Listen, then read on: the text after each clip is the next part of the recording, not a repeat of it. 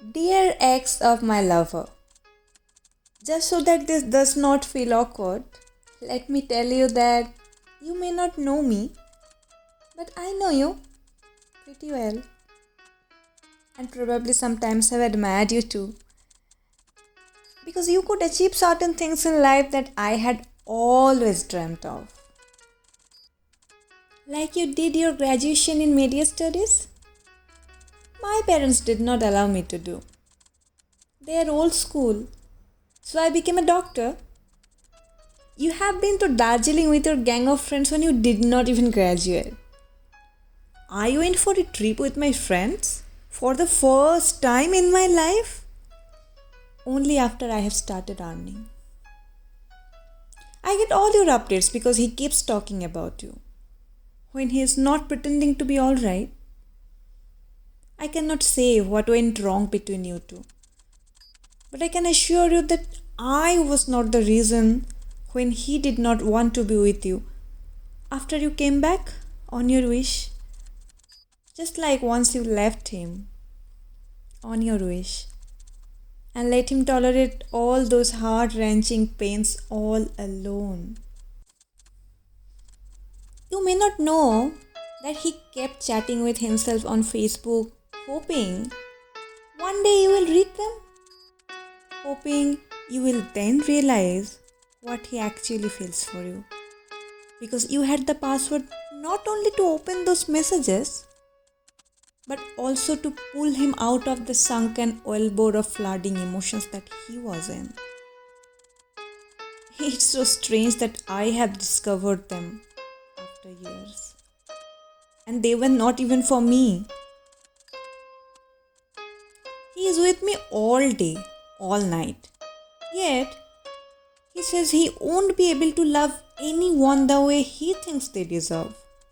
The way he could express himself to you.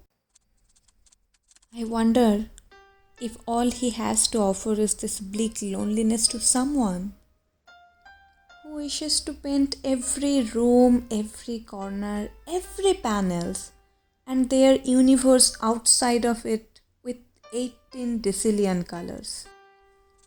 In the middle of the night, when I'm sleeping and he's dead drunk, he calls you up, expecting you would pick up the call, fight with him and maybe cry a little.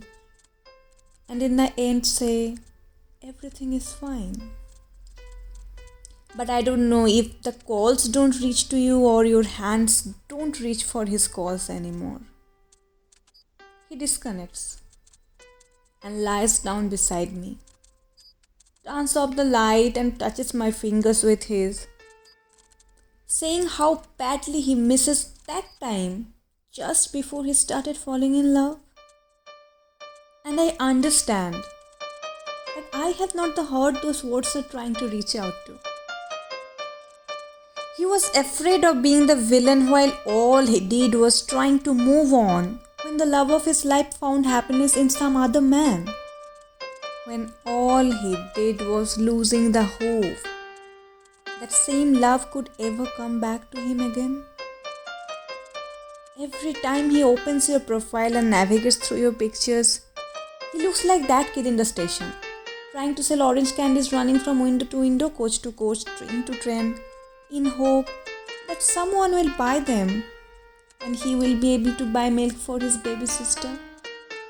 And maybe will be able to feed himself a little too. But at the end of the day, all he left with is an empty stomach and the candies that he cannot even buy for himself. I don't know if you will ever hear this and reconsider talking to him once. Not to reinstate what might have lost, but to start afresh. If you haven't fell out of love yet. In that case, you should know that he has not really stopped chasing your memory in his dreams. And whenever he sees you with a guy whom he cannot recognize, he falls in on himself. Spends all day doing nothing. And I believe he has a reason we both cannot define. Every time I tell him I miss him, while shopping or strolling or jogging because I see all the couples do those things together in front of me. But he never sees eye to eye to do most of the things.